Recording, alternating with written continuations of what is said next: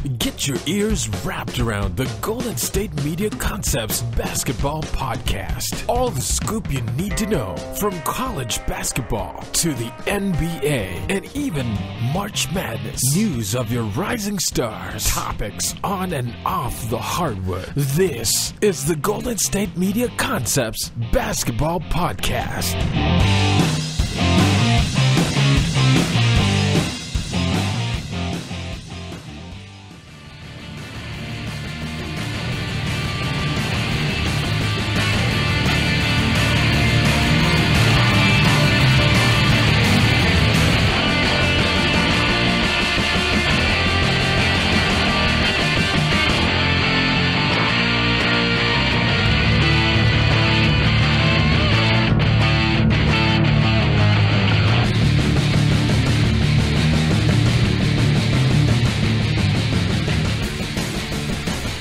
All right, now, thank you for tuning in to the Golden State Media Concepts Basketball Podcast. I'm your host today, Tate, and today we're going to be talking about all the moves that has been going on right before the NBA draft. I mean, I've been watching the NBA draft a long time, and I can never remember a time when so many moves happened and so many teams were jockeying for position. I'm not sure if it's just kind of like because of the way the salary cap has gone, and since it's gone up, and there's a lot of money in the salary cap, and this is going to be the new norm. Is it because everyone is speculating what's going to happen with this, with the free agency, with LeBron James becoming a free agent after next season? Also, Michael Westbrook could be a free agent. The whole thing about Paul George. There's Jimmy Butler. There's a lot of guys out there, and I think it seemed like a lot of teams were jockeying for position so that they could make that move or that trade. And it kind of kicked off with the Los Angeles Lakers. They made a surprising move. They went ahead and they traded D'Angelo Russell, which was one of their big young pieces that at one point in time I thought they would not consider moving, but they actually did make that move. They traded D'Angelo Russell for Brook Lopez and the number 27th pick.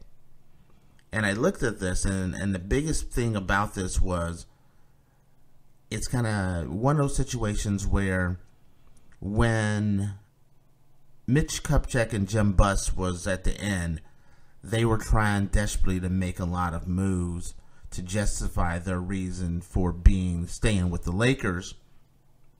And unfortunately, they made some contracts that just were not worth having.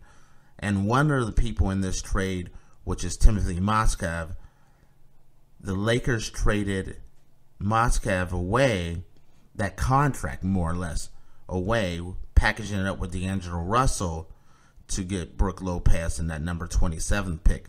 The most important thing was, by getting rid of Mozgov, it gives the Lakers the ability to not only have Brandon Ingram and the number 2 pick in this draft, but it gives them the ability to actually go out and sign 2 max contracts, which makes it a very powerful thing. With them trading D'Angelo Russell, it definitely tells you, at least it tells me one thing, that tomorrow ball will be with the Lakers. The Lakers will spend their number 2 pick on Ball, and I think he's a good fit there. He's that guy that, despite all the crazy stuff that kind of comes along with and the luggage that comes with his dad, but he is a player that has a lot of potential. He can spread the ball around. He's a perfect fit to work with that core nucleus, which will be Brandon Ingram, Brook Lopez, and then Ball, and then you'll have Ball there, and then there's a lot of talk about Paul George. And that's one of the things that have been coming up since this move is, should the Lakers give up a Brandon Ingram or that number 2 pick to get Paul George? And all day there's been a lot of speculation about that. And some people say no. Under no circumstances do you give up Brandon Ingram, or under no circumstances do you give up that number 2 pick. The reason why, I would love to see them keep Brandon Ingram and the number 2 pick and bring in Ball, and then try to package up some of their other draft picks to get Paul George. The reason why a lot of people don't think that you should do that is the fact that, first off, Paul George has already said he wants to go to the Lakers. He doesn't care what team he gets traded to. If Indiana tries to trade him, he will not sign a long-term contract with any team except for the Los Angeles Lakers. And that puts the Lakers in a powerful position. My thing is, a lot of speculation, a lot of people are saying, if you already know he wants to come here and you can get him next year, why give up the picks now? The reason why you give these picks up now is strictly because the last 5-6 years, that top free agent, where the Lakers thought, our cachet of being the Los Angeles Lakers will get us a top player that'll want to sign a free agency with us. It hasn't worked, and that's the reason why Jim Bush and Mick Kupchak is no longer with the Lakers. This is the reason why I say the smart move is to package up. And I hate to say this, but either I say, Brandon Ingram for Paul George, I would do, because then you have Brook Lopez, Paul George, you'd have Ball coming in. You'd have a nice young player that someone would want to play with. There's a lot of people that would love to play with a superstar or he's a bona fide superstar. Paul George is a bona fide superstar. You would have Paul George, and then other players will want to come to the Lakers. Now, one of the things that a lot of people are thinking is the Lakers are trying to clear up a lot of cap space, not only to sign Paul George, but to sign LeBron James. And there's a lot of speculation that LeBron is going to opt out of his contract, which he will. He will opt out of his contract, but that would be to sign another contract. And it's, does he opt out and leave Cleveland to come to the West Coast? And the way I understand it is either he wants to stay in Cleveland or or go to the West Coast and go to the Lakers or the Clippers. I would say, by looking at LeBron James's history, do you put all your eggs in the basket, in the LeBron James sweepstake basket? Because I say no. The Knicks tried to do it. Cleveland did it. Miami did it. There's a bunch of teams. The Lakers were part of that, where everyone was all gearing up and trying to make room to sign LeBron James. I say the better move is to get Paul George there and then go for Russell Westbrook. And it's not that LeBron James isn't worth the pick. Everyone knows he's the best player in the game. At least in my opinion, he's the best player in the game. But with LeBron plays all his cards close to the vest. And you will never know if you're the Lakers or you're the Knicks or you're Cleveland or the Clippers. History has shown that you won't really know where LeBron is going until that last minute. At that point, are you really going to let a Russell Westbrook or someone else slide away and then be like the Lakers were a few years ago when they were trying to get LeBron to come come to the Los Angeles Lakers. I don't think that's a good move. I would go for Paul George and then go for Russell Westbrook. I know a lot of you are listening and saying, Russell Westbrook is not going to leave Oklahoma City. Don't count on it. I think he's definitely leaving Oklahoma City, and here's the reason why. He just watched Kevin Durant win a championship, and that eats at him. He stayed at Oklahoma City and became pretty much the MVP, but on an irrelevant team. He has the option to opt out, and he can go to a place where he could be a major star, partner up with another major star in Paul George. You would have Ball, and then, and like I said, Brook Lopez. That's a core team that could actually contend in the West. No one's getting right now it's, just the whole point for the Lakers is to contend. No one's going to touch Golden State right now. But if you can make the Lakers relevant, where they're, with the cachet that they have, the rest of the pieces will fall into place. The Lakers have young players. They have salary cap room. That's the move I think they should make. So the question is, should they part with a Brandon Ingram or that number 2 pick? I would say yes. So that's my take. Now, when we come back, we're going to still talk about some of the more crazy things that have been, not necessarily crazy, but interesting things that have happened today as everyone is gearing up for that NBA draft. Stay tuned, and we'll be back.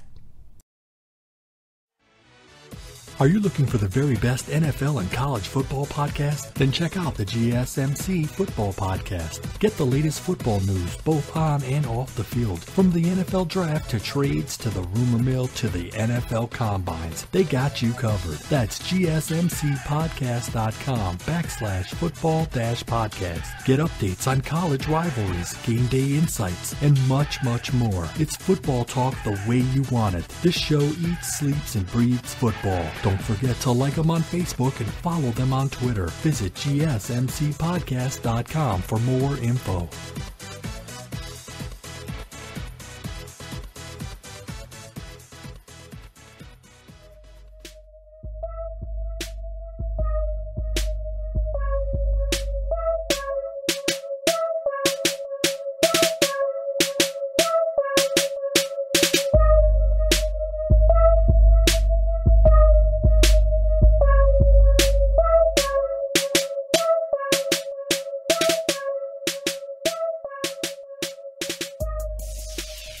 All right, we're back, and we were just talking about the Lakers and their trade of D'Angelo Russell to get Brook Lopez, but the big thing was getting rid of Timofey Mozgov's contract, which was something that the Lakers and Magic Johnson had made a priority, was to get rid of a lot of those contracts that were going to weigh them down and stop them from reaching their goal, which is always a championship.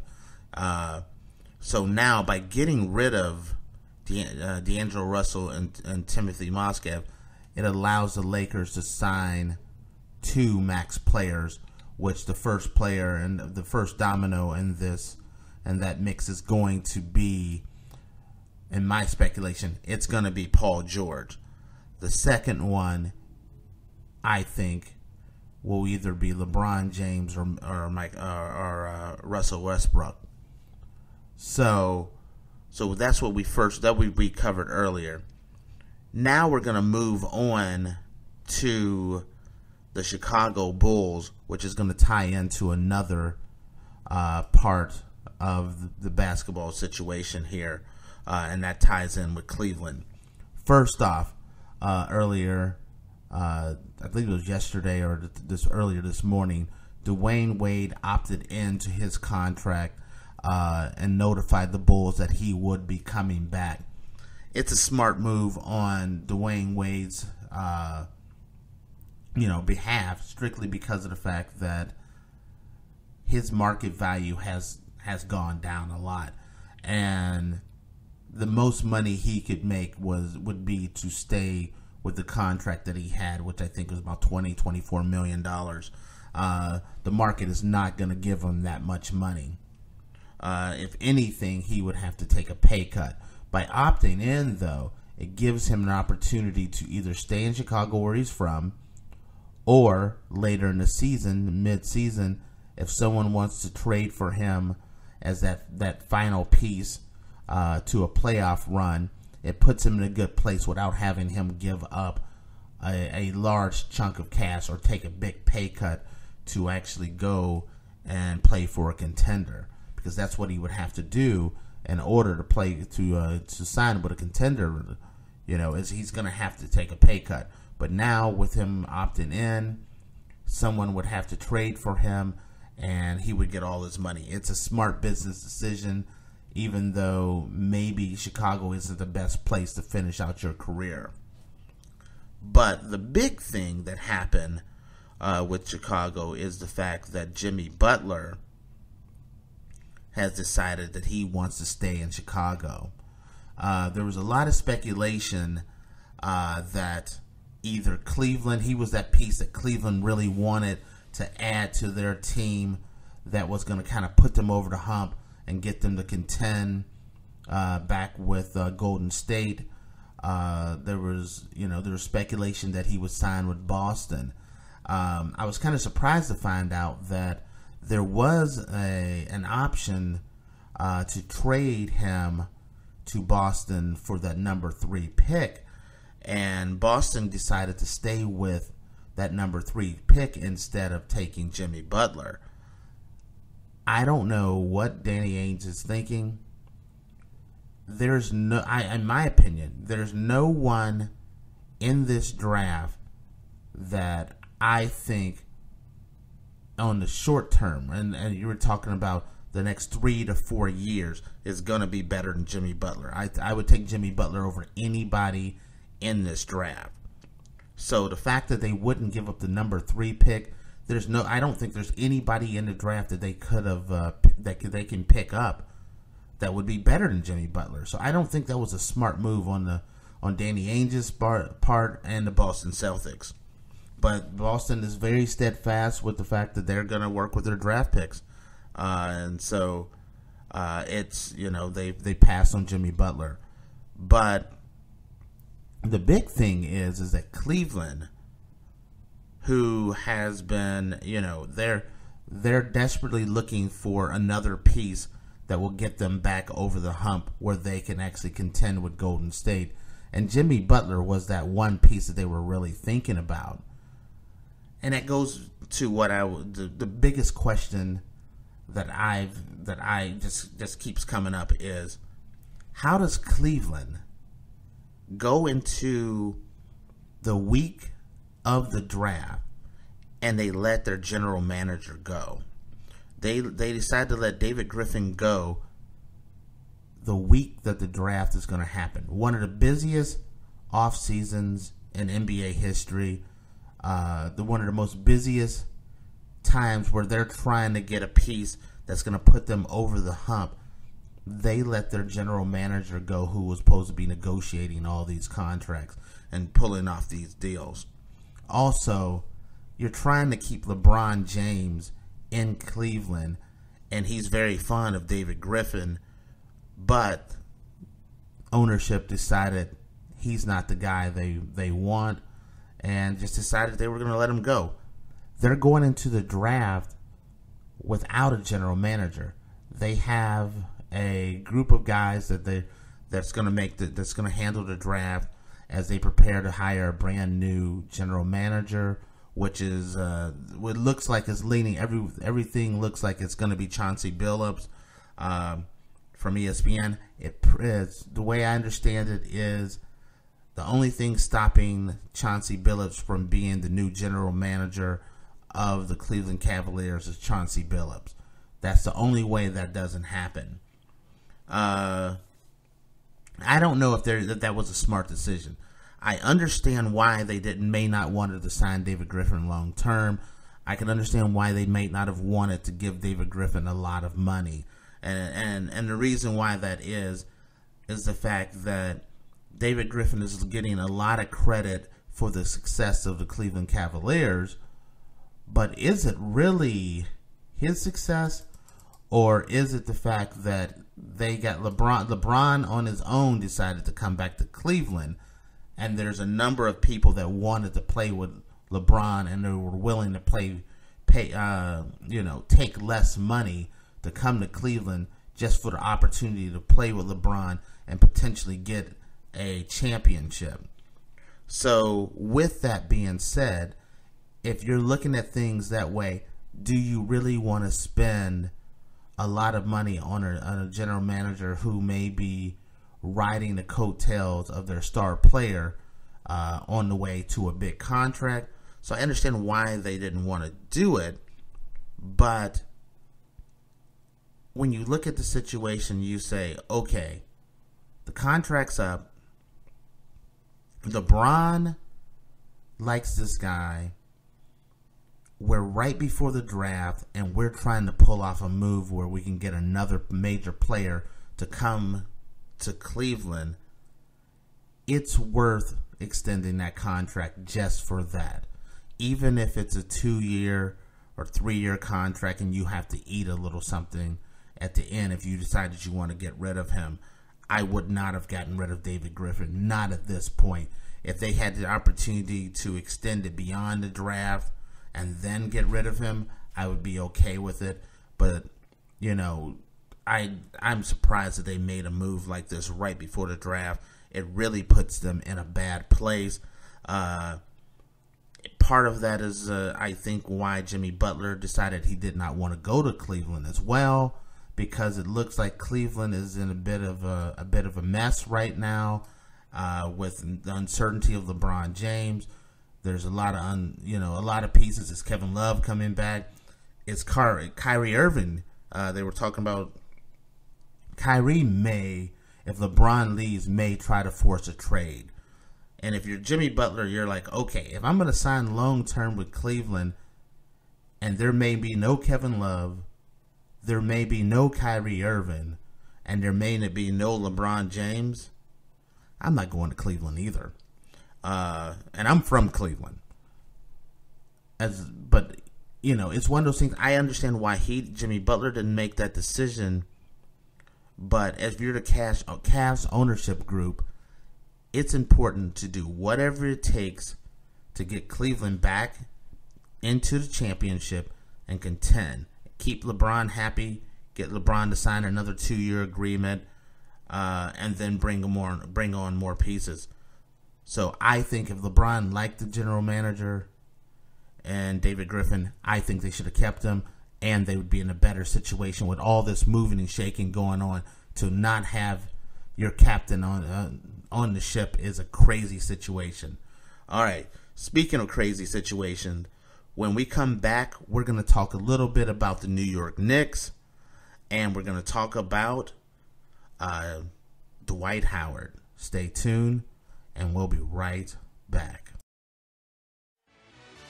Check out the show that's built on the MMA, from the UFC to extreme cage fighting. They got the fights covered. Check out the GSMC MMA podcast. Get the latest news on past or upcoming fights. Join us as we talk to and about some of the biggest names in the MMA, past, present, and future. When it's the fight game, there's just one show to check out. GSMCpodcast.com/MMA-podcast. Don't forget to like them on Facebook and follow them on Twitter. Visit GSMCpodcast.com for more info.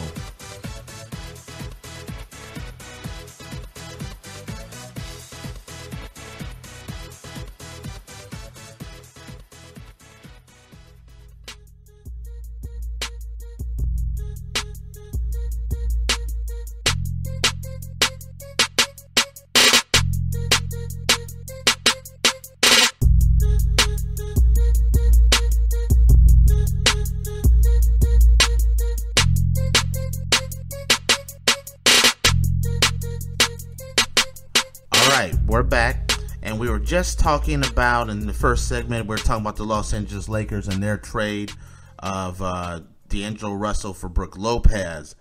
Then we talked a little bit about the Chicago Bulls and how Dwayne Wade opted into his contract and how Jimmy Butler has decided to stay. And there was an opportunity for Butler to go to the Celtics, but the Celtics did not want to give up that number 3 pick. And how Cleveland has kind of missed everything by firing their general manager right before the draft and right before all these moves are going down. It's just it's just a poor time to get rid of your general manager. Speaking of poor and general managers, the greatest coach of all time, possibly one of the worst general managers of all time, Phil Jackson. There was a story came out where that Phil Jackson and the Knicks would be open to trading Porzingis. Now, if the Knicks trade Porzingis, that would be absolutely crazy. First, they want to get rid of Carmelo, and they're willing to get rid of Porzingis. That would make them the absolute worst team in the NBA, because no one is going to give up any major pieces. You're not going to get Cleveland to trade you LeBron James, or Oklahoma City to trade you Russell Westbrook to get Porzingis or Carmelo Anthony. The best thing you could do if you did a trade like this would get a decent piece and a bunch of draft picks, but that means they've already been starting over for better part of a decade, longer than a decade. This means this would be a complete stop and restart. And if you're gonna rebuild your team, everybody that rebuilds their team, they're looking for one piece. They're looking for a piece that they can build around. And Porzingis is that guy. So there's no way that I don't understand why anyone would even bring that up as a possibility to trade Porzingis, because Porzingis is the one piece that you have that you can build around. The Knicks, and I'll go as far as to say this: Carmelo is still a very solid scorer. He's one of the best scorers in the league, but it's like New York has went out of their way to undermine Carmelo and really hurt his image, with the hopes of trying to force him out because he has that no trade clause. So by trying to force Carmelo out, they've kind of devalued Carmelo to the point where no one wants to trade for him. So the Knicks are almost in the situation where there's talk that because they can't find a trade piece, that they may actually cut Carmelo to get rid of him, which is crazy, because if you're a team, let's say, let's say you're Sacramento, or you're the 76ers, or you're Oklahoma City. It doesn't matter what team. If you're not Cleveland or Golden State or one of those top tier teams, I think a lot of teams would say, hey, I'd be willing to start a team with Porzingis and Carmelo Anthony as my centerpieces.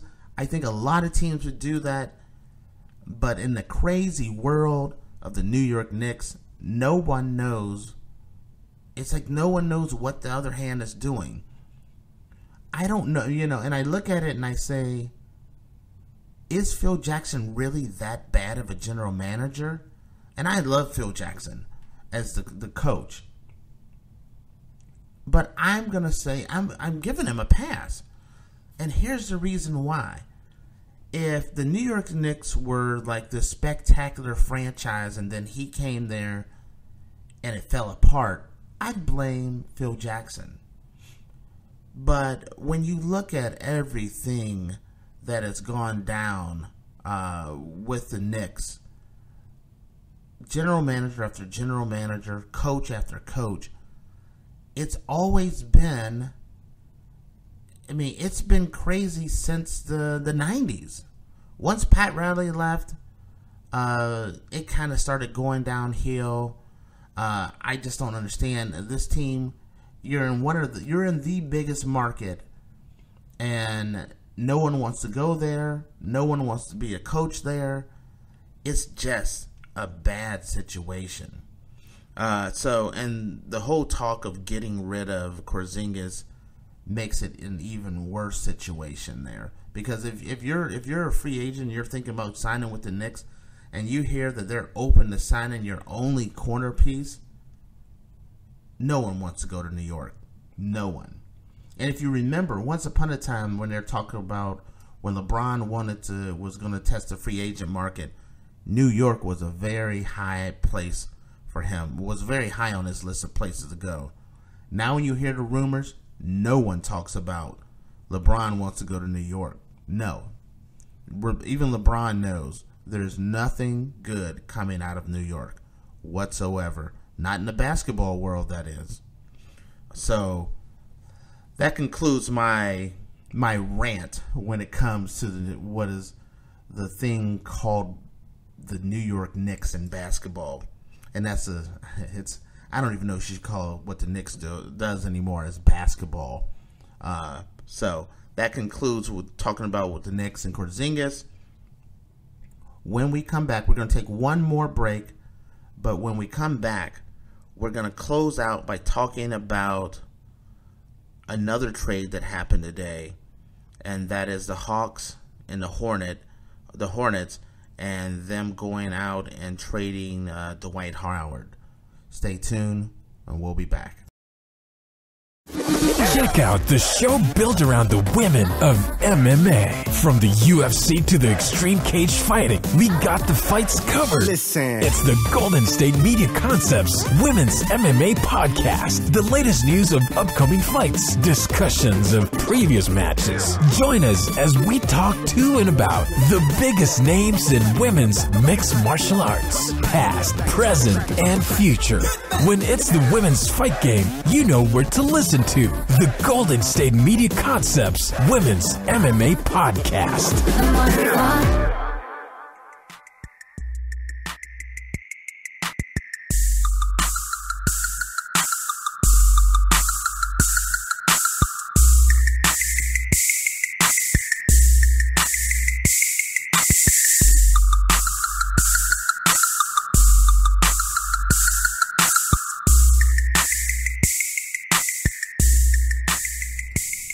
Okay, we're back, and we just got done finishing talking about the New York Knicks and the possibility of them trading Porzingis, and how crazy that sounds. And I truly hope that they're not going to do something that crazy.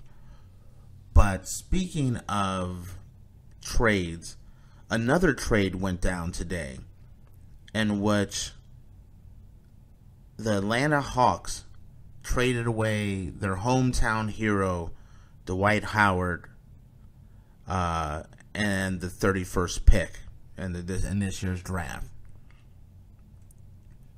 Now, when you look at that and you say, Dwight Howard, who went back to Atlanta to go back home, and even home doesn't want him any longer. Dwight Howard has been, I think this is his fourth team in 5 years. And the big thing about it is, I know a lot of people don't like Dwight Howard. I'm not the biggest fan of Dwight Howard, I'm not going to lie to you. But it's not that Dwight Howard is a bad guy. Dwight Howard is actually a really good guy. From everything I hear, he's a really good guy. The big issue with Dwight Howard is the fact that he's a big kid. He's that guy that just never grew up. And that was his biggest problem when he went to the Lakers. And Kobe had the problem with him. You can't be contending for a playoff and getting your team ready when you have a jokester or or someone clowning around when it's time to get serious. Dwight is always that guy. And that was one of the big issues that Kobe had with him. And I know Kobe got a lot of slack for that. But when you step back and you look at things as things go on, you realize that he goes to Houston, and Houston didn't want him. He goes to Atlanta, and Atlanta doesn't want him. And it's one of those things where he's a great player, possible Hall of Famer, and I know that sounds crazy to say Dwight Howard's a Hall of Famer, but if you look at his numbers what he did in Orlando before he hurt his back and before all the craziness happened, he's done enough to be a potential Hall of Famer. But the thing about it is, when I look at Dwight Howard, I look at a guy who let his brand and having a good time get ahead of what his true goal should have been, which was to be an all-time great and a champion. It didn't seem like he ever really wanted to put in the effort to be an all-time great. When he was with the Lakers, and even now, just the free throw shooting, the clowning around. You can't have a guy, if you're trying to keep your team focused and moving in that, that direction of we're going to be focused, we're going to progress, and you got one guy who's supposed to be your leader, and he's constantly clowning around. It undermines the coach, it undermines the organization, and it makes him a person that eventually you don't want around. And it's also a guy that you definitely do not want to, if he's going to undermine your team and he's never going to be serious, he undermines the team. So is he worth the money? So you don't want to spend max money on him. You don't want him on your team. And so eventually what happens is you go to Houston. Houston looks around and they say, you know what? I think we're better off without him. And they trade him away. And guess what? They were better without him. Houston made a big improvement once he was gone. I thought Atlanta made a big drop once he got there. Atlanta's, I think, is another team that's better off without him. And that's sad to say because of the fact that he truly is, from everything that I have heard, is a good guy. But I just don't think he's that guy that you want to build your team around. He's a guy, and also he's gotten up in age, where if he was smart, if there was someone that was going to sit down with Dwight Howard and give Dwight Howard advice, I tell him to stop worrying about your brand, stop trying to be that, a all-time scorer, because he's not going to be that guy. No one's going to build their team around him as a scorer. But make him that defensive stopper. Make him just concentrate on defense and kind of reinvent himself, because when he does focus on defense, he's one of the best defenders in the game. But can you keep him focused enough and keep him serious enough to constantly be a top defender? A lot of times a player plays to the level that they practice. And if you have a guy who's always goofing around in practice and who's never serious in practice, you never reach that ultimate goal, and that is to be a champion.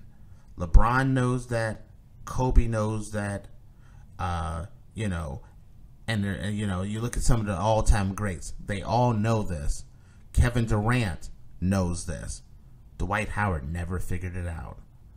With that, I thank you guys for tuning in and listening to Golden State Media Concepts Basketball Podcast. Thank you for listening. To all, a good night.